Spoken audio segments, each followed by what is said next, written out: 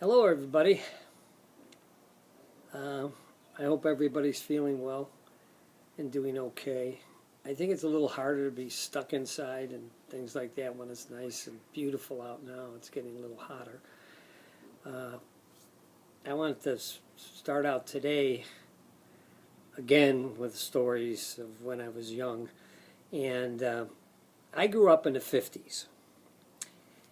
And I remember our first TV. It had a screen 10 inches by 8 inches. But the chassis was like 2 feet long. And the TV was very heavy because it was filled with tubes. There were no little electronic things like we have today. We could only get 3 channels. Channel 9, Channel 7, and Channel 5 maybe. And so it was limited to a very few things you could watch. But there was always a problem with the TV. It had tubes instead of the little circuits that we have nowadays. And you can get screens now 76 inches. And so you can imagine 10 inches by 8. It wasn't much to look at. You had to get right on top of it almost. But it was always breaking down. So my dad would take the big chassis off the back, and there was hundreds of tubes in there, and he'd be guessing which tube is bad. So he'd pull out about 5 or 6 and hand them to me. And then I would go to the drugstore, because the drugstore had everything. It was like a hardware store. So I'd go in there, and they had a thing that you tested the tube. So you'd put the tube in the right thing that had the right denomination of the tube, and you stuck it in there, and you pressed a button. If the thing was good, a green light. If it was bad, a red light. And they would have all the tubes there. So I would test them, and when I found a bad one, I'd give it to the guy, and then he would... then I'd buy the new ones, and then I'd bring them home to my dad. My dad would stick them in, and then he would have to get a mirror and set it on the other side of the room and turn the TV so it's facing the mirror, and then he'd be in the back trying to do the vertical. It was very hard to get the TV back to a full screen. It was a joke.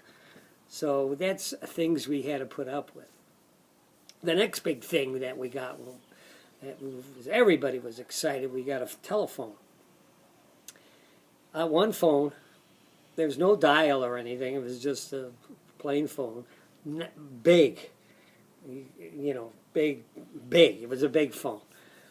And if you wanted to call someone, you'd have to pick it up, and then you would get an operator. And the operator said, how do you want me to direct your call? And then you'd tell her the number that you wanted, and she would physically push in a wire and pull out a thing and connect you with the whoever you were talking to.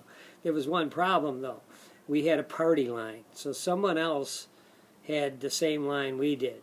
So you'd pick up the phone, and you'd get some stranger, and then you'd say, "Oh, I'm sorry," and then you'd hang it back up, and then 10 minutes later you'd try it and see if you got a signal. Then you would call the operator, which you'd not dial, but it would come on. The operator would come on, and then you'd tell her the phone number you wanted. And numbers weren't real big then. It was like, it was always a name first and then a couple numbers. So our number was Mansfield 2540, something like that.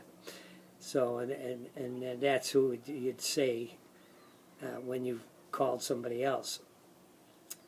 But it was crazy. One thing I always did when I was younger, I'd always go to the groceries. I'd go to the store for everybody. So I was like the gopher. So one morning they would send me out Saturday morning to get Kaiser rolls from the bakery. And you would have to go across Madison Street, which is a big street. And I'd run over, and they'd give me 50 cents because you could get 12 Kaiser rolls, they're hard rolls, and for for 50 cents. If you bought them singly, they were a nickel a piece. So that was pretty cheap. So I went across and bought a dozen rolls, and I was going to come across, and there weren't that many cars back then. People parked, but Madison Street was a pretty big street. So I was between two cars waiting for the cars, and I was going to run across this big street. Unfortunately, when I was standing there between the cars, the two parked cars, the person was backing up, and I saw the car backing up, and I dropped my rolls, so I was trying to get underneath the back of the car. The back bumper was coming back on me like that, but there was another car right behind me. So I'm going down farther and farther and farther, and thank God there was a newspaper truck going by, and they went back in the 50s. The guy would stand in the doorway. He was the guy throwing out the big sacks of paper and there was a driver. So he started yelling out the window, "Stop! Stop! Stop!" And the guy stopped, and the bumper was like this. The other bumper was like that. So I was just about to get crushed, but I didn't even think about the seriousness of it. I was more concerned about the rolls underneath the car that are now ruined, I guess. So the guy pulled up. He got out of the car. The newspaper guy was saying, "Didn't you see the kid?" But I was small then. I wasn't real big, so he probably couldn't see me out of his back mirror. And there I was on the ground. I was all upset, crying that I was going to get in deep trouble if I don't come back with Kaiser rolls.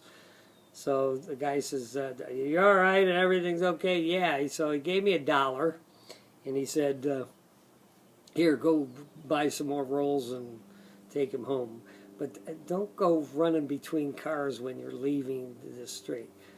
So that's another thing. And that's how I got hit by that other car, and broke my leg. I was running between two cars and not looking both ways, and the car ran over me.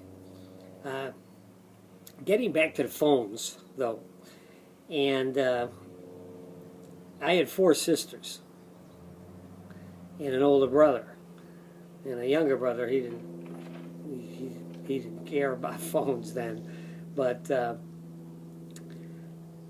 there was a schedule that everybody had to follow, and my sisters wouldn't let me ever touch the phone. So you never called your friends because they might not have a phone. So nowadays you could text somebody and your friends, and now you even get on games with each other from all over the place.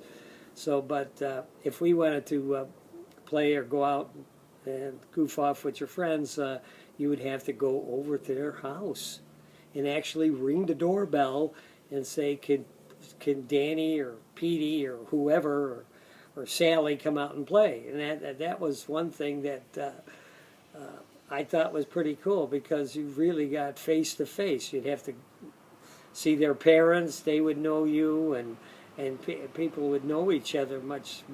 Everything was a little closer because it was all personal. It wasn't on a phone or anything else like that. So yeah. So when you went over and played, yeah, you have to really actually call somebody and ring the doorbell. So I'm going to leave you now, and I got a bunch of great stories that are coming up, so don't feel bad if I cut this one a little short. Okay, so have a good week. I'm trying something new for PE, so be prepared. I'm going to do it tomorrow. Okay, thank you.